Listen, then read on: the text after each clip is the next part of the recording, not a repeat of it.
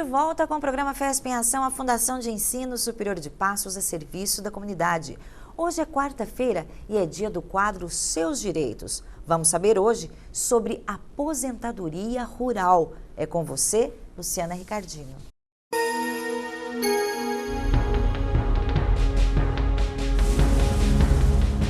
Bom, Larissa, no programa de hoje nós vamos falar sobre o direito previdenciário do trabalhador rural. O nosso entrevistado é o Dr. Júlio Pereira, docente do curso de Direito da FESP e coordenador do projeto de extensão de difusão dos direitos previdenciários. Dr. Júlio, mais uma vez, muito obrigada pela sua presença aqui no FESP em Ação. A aposentadoria do trabalhador rural, ela está passando por algumas mudanças em uma transição que deve acontecer até 2020. Quais são essas mudanças? Bem, a transformação, a mudança que está ocorrendo é o seguinte, na aposentadoria do trabalhador rural, até o ano de 2010, 31 de dezembro de 2010, o trabalhador rural, homem e mulher, ele podia aposentar comprovando tão somente a atividade rural, mais a idade naturalmente, 60 anos homem e 55 a mulher. Ocorre que a partir de 1º de janeiro de 2011 até 2015, 31 de dezembro de 2015, ou seja, de 2011 a 2015, a necessidade de comprovar a atividade não basta. Ele precisa comprovar 4 meses de contribuição no ano para que o INSS reconheça todo o período de 12 meses. Né? De 2016 a 2020, ele precisa comprovar 6 meses de contribuição para ter o ano todo reconhecido como tal, como tempo de serviço. E a partir desse período, a partir do ano de 2020? Bem, a partir de 2020, eu costumo dizer que só Deus sabe, né? Nós apenas imaginamos o que vai acontecer. Infelizmente, a realidade do Brasil é de que a informalidade, ela impera no meio rural. Ou seja, as relações empregatícias, elas não são formalizadas. Ainda tem muita gente que trabalha sem carteira assinada. Então nós temos, essa é a realidade brasileira. Então, por isso que nós sempre dissemos que só Deus sabe, né? Mas a gente sabe, a gente imagina que vai ocorrer uma grande desproteção previdenciária se o trabalhador rural, se as autoridades, se os organismos de classe não conscientizarem para que esse trabalhador contribua, para que ele tenha sua carteira anotada e que contribua naturalmente. E, doutor Júlio, o que acontece quando um trabalhador rural, né, empregado, ele trabalha, ele desenvolve, né, esse serviço e não consegue comprovar que ele fez a contribuição? Então, existe uma regra na Previdência Social em que estabelece um mecanismo de proteção previdenciária mínima. O que é isso? Isso gera um benefício de valor mínimo, correspondente ao salário mínimo.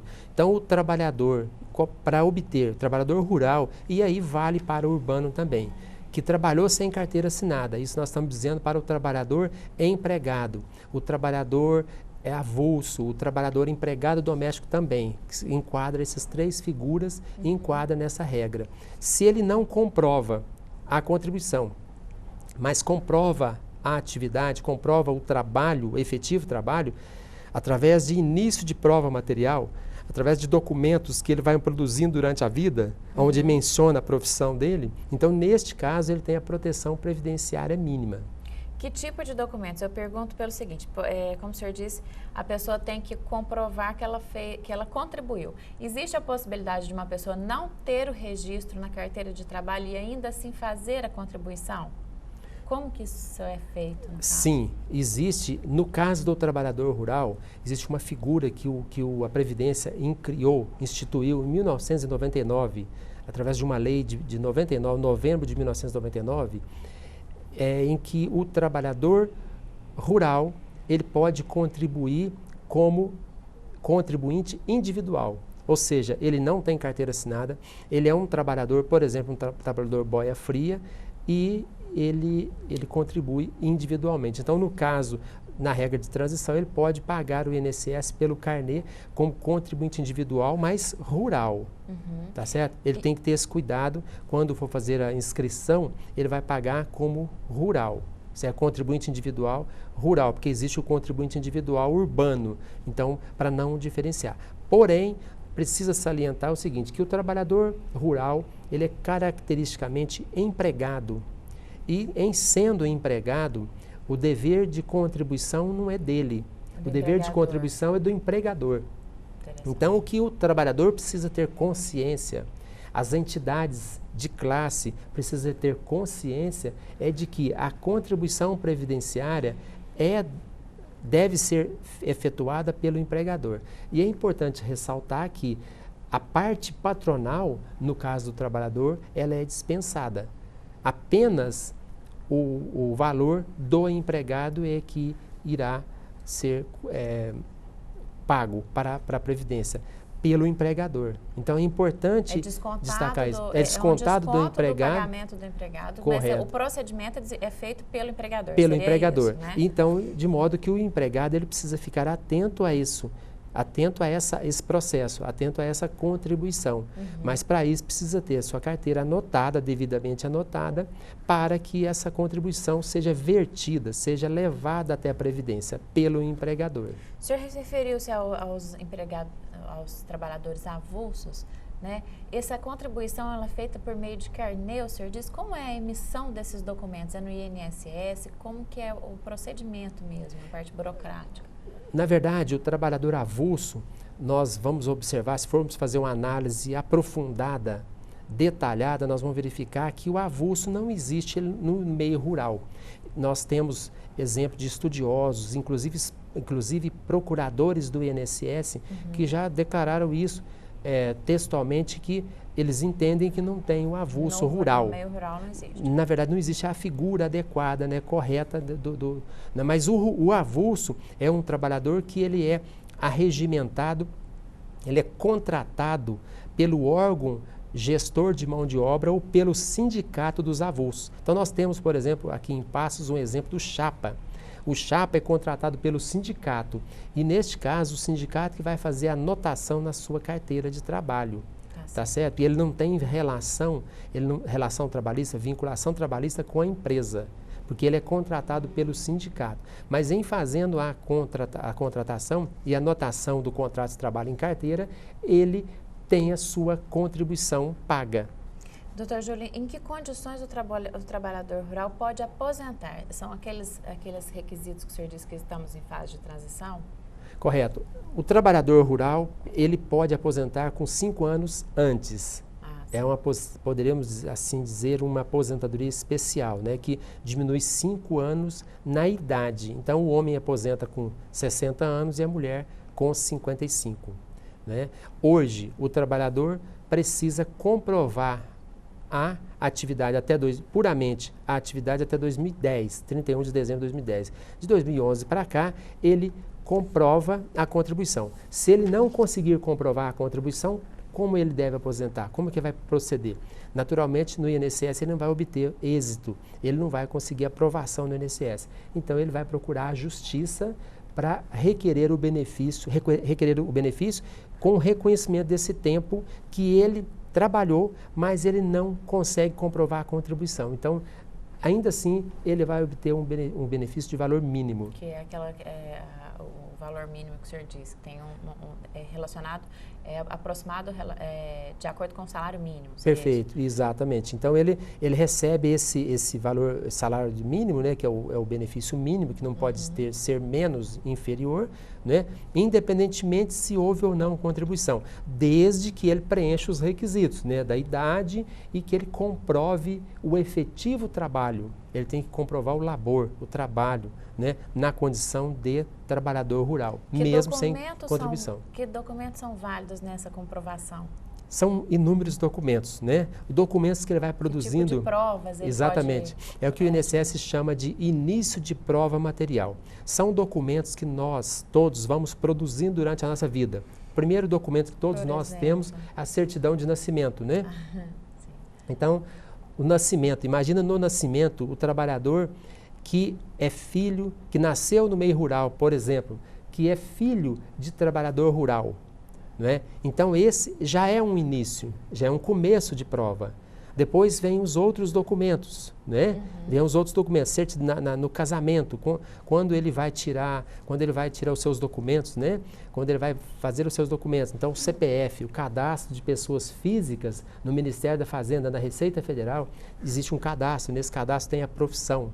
Né? Quando ele vai tirar a sua cédula de identidade, o RG, ele tem também um cadastro, e ali naquele cadastro consta a profissão. Então imagina... Então, são todos indícios que podem ser reunidos como provas. Perfeitamente. Aí no seu casamento, né? Quando vai casar, consta também a profissão. Né? Quando tem os seus filhos, consta a profissão. Quando vai tirar o título de eleitor, o cadastramento eleitoral, ele tem a profissão. Então são inúmeros documentos. Quando os filhos vão estudar, também normalmente tem um cadastro do pai constando a profissão. Morando no meio rural também é um documento, é um indício. Essa questão. E é importante salientar também que todos esses documentos, a Justiça, ela toma como emprestado esses documentos para a mulher. A mulher que também trabalha no meio rural, ela tem esses documentos emprestados. Tá certo? A Justiça toma emprestado os documentos para aposentar a mulher brasileira também. Tá certo? Situação. Mas é importante salientar que o trabalhador rural e a trabalhadora rural fiquem atentos para programar a sua aposentadoria para o futuro, porque ele precisa fazer essa programação para não enfrentar problemas nesse futuro. E os casos que vocês atendem no Núcleo de Práticas Jurídicas são muito relacionados com essa falta de informação? São. A falta de informação, a falta de documentação, e nós também até lamentamos publicamente isso, a gente fala de maneira assim, poderíamos dizer assim, entristecido, porque nós infelizmente enfrentamos uma resistência de alguns organismos governamentais, inclusive, em fornecer essas fichas, esses cadastros para o trabalhador rural. E eu lamento muito dizer isso, que nós enfrentamos esse problema e que às vezes essas fichas, esses cadastros que eu mencionei, facilitaria, às vezes concederia um benefício, porque durante a vida a pessoa está produzindo prova, e é importante, eu sempre digo que essa prova, esse início de prova, é um documento, é uma prova material produzida em época própria. Ora, quando a pessoa foi tirar o seu CPF, o seu RG, a sua carteira de trabalho e outros documentos, né, ele está produzindo em época própria, ou seja, ele não está produzindo documento hoje, com data passada, com data atrasada. Né? Então, na data certa. Na data certa, na data correta. Então, esse documento é importantíssimo. Nós estamos nos valendo da lei da informação, a lei recente no Brasil, em que compele, obriga o serviço público a fornecer esses documentos. Mas, lamentavelmente, ainda assim, nós estamos encontrando resistência. Alguns funcionários, certo, estão criando obstáculo na concessão dessas informações. Lamentável. Doutor Júlio, e o atendimento no escritório jurídico social, ele é feito gratuitamente? Qualquer pessoa pode procurar para ser atendida? Sim, todas as pessoas têm direito, desde que submeta a uma triagem do serviço social da FESP, e enquadrando também nos requisitos, nós faremos o atendimento com todo prazer. Tá certo, doutor Júlio, muito obrigada pela sua participação. Obrigado, Lembrando que o endereço do Escritório Jurídico Social da FESP, onde é feito este atendimento, onde você pode tirar suas dúvidas a respeito deste assunto e de outros relacionados aos direitos previdenciários, né, corretamente. A localização do Escritório Jurídico Social é a Rua Doutor Carvalho, número 1147, em Passos. Larissa, com você.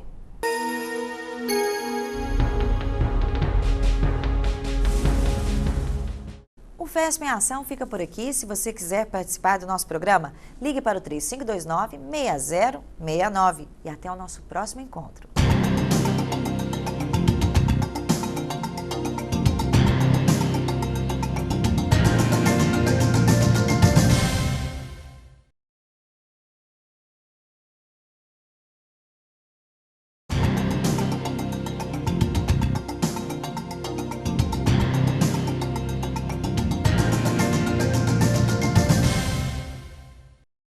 Você sabia que o tabagismo é a maior causa de morte evitável em todo o mundo?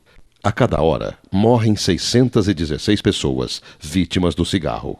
Enquanto você assiste este comercial, aproximadamente 5 fumantes morrem. Você não acha que está na hora de parar? Campanha FESP em ação contra o tabagismo.